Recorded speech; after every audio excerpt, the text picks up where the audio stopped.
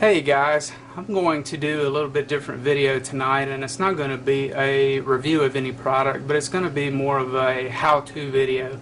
And I recently learned how to make a survival bracelet, and I thought I would just pass that along to you tonight. And this is just an example of one that I made last week out of some 550 paracord, and this is either multicam or woodlands cam. I can't remember exactly, but it is just 550 paracord, and I made it with a loop and a knot that attaches it around your wrist.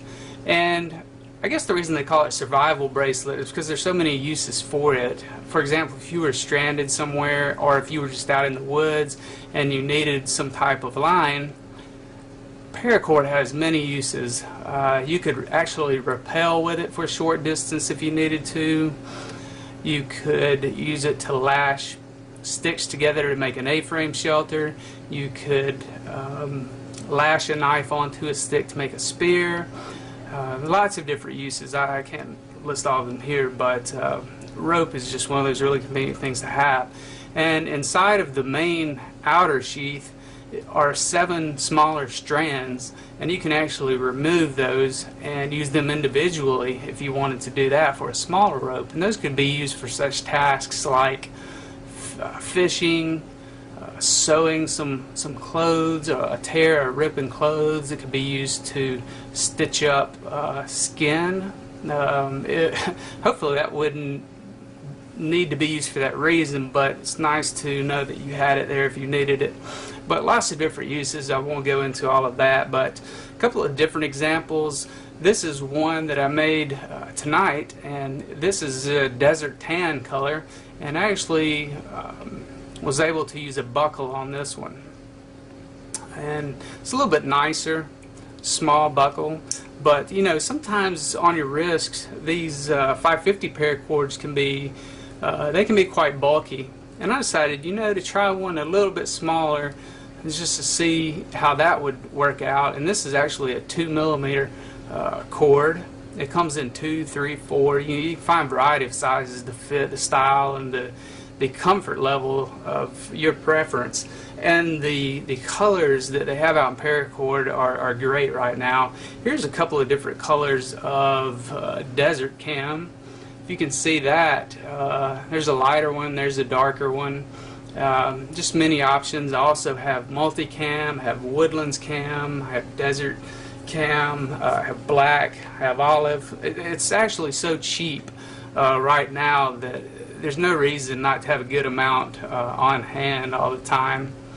And I think on eBay, I think I got some of this 2mm cord in a variety of patterns and colors for I think I got 120 feet of various colors for like $9 shipped, so very affordable.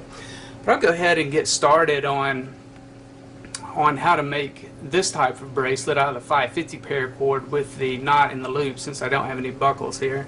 But what you want to do is just start out with one piece of cord. I would say this is probably about maybe 16 inches, and you just want to double it over, make it the same length, and then you want to just tie a knot in the very end of it. Okay, so you can see now we have a knot. It's just one big loop. And you want to measure that around your wrist, because the knot is going to come back through this end and catch on like that. What you do want to be aware of is you want to leave some space, maybe not this much, but you want to leave some room, because as you wrap the paracord around it, it will make it thicker and thicker. So go ahead and make it long enough, because you can always, when you're done, you can always adjust this knot to make it longer or shorter. So you can adjust the length of it, so that's nice. What you want to do after you've got the knot in the loop, you want to just take the loop end, gather it about right there, and I'm going to use some desert tan paracord just for contrast against the black. I would say take yourself a stretch of about 10 to 12 feet and just catch it in the middle of it, of that 10 to 12 feet, maybe 6 feet on each side, and then put it behind your loop. And then with the right side, you're going to come around and make an S-shaped pattern. Hold it with your right hand, and you can see that there you have your S made. So with this left hand side, I'm going to go down through the left hand side, go down through it, and then back up through the right hand side. Then you want to just kind of pull that together. Pull it tight. Okay, now you want to make sure your loop is still big enough to let your knot pass through. So that's just kind of a good way to measure it. But once it's pulled tight, as you can see, I always start my S on the side that has this loop on the lowest part. So as you see this side, we're going to start the S on this side. And on the opposite side, we're going to go down through it again.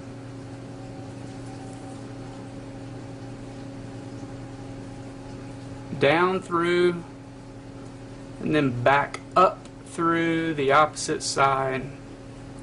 And then we're going to pull that tight. Okay, now on this side you can see now where the lower loop has dropped down on this side, so I'm going to start my S always on the side that has that lowest loop on it. And with the opposite side, we're just going to continue to do the same thing. Go down. It's hard to do after it starts fraying at the end. Sometimes I trim the end just to keep it tight so it will go back through more easily. And then back up through the other side. And pull it tight. And you can kind of see it starting to take shape here. Now I'm going to continue this, but I'm going to turn the camera off and just run it down a little bit longer and then bring it back to you. Okay guys, here I am with about half of it made, and you can see it starting to take shape. And I actually like the desert tan on black. I think that's going to have a really nice look to it once it gets finished. But as you can see, and this probably took me just a few minutes to get down this far, but it's very easy to do. You just keep repeating that pattern over and over again until you get to the bottom. And as soon as I get down here, I'll show you how to finish it off. Okay, well, I've gotten almost to the end of the bracelet here, and I did a quick measurement while I had the camera turned off, and it looked like it was going to be a little bit too long. So what I'm going to do is I'm going to untie this knot and move it down a little bit. So that's the beauty of leaving yourself some extra room, is that you can move the knot up or down to make it shorter or longer. But I'm going to go ahead and make mine a little bit shorter, and then we will go from there. Okay guys, now that I have the knot adjusted to where I want it, and I actually I unraveled one or two of the stitchings there, or not stitchings but the wrappings, just to get it where I wanted it. I like to leave a little room here. It gives you a little more comfort, better comfort level when it is attached, because it gives you a little bit more flex. So with that being said, make sure that the knot is pulled really tight. Make sure both ends are pulled really tight. And then we're going to go ahead and pretty closely trim all the excess here. And then on the end of your knot, we want to do the same thing.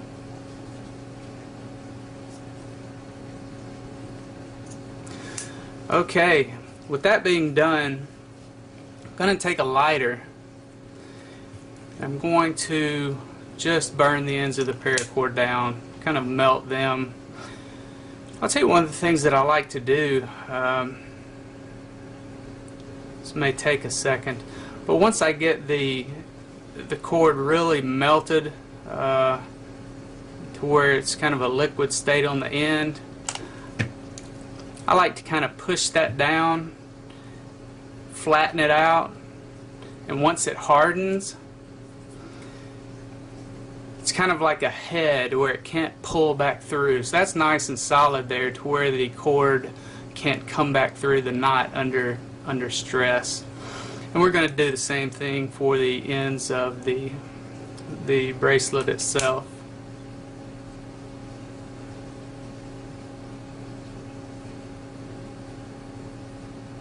While that's still kind of a liquid, I'm going to push that down flat. Same thing on the other side.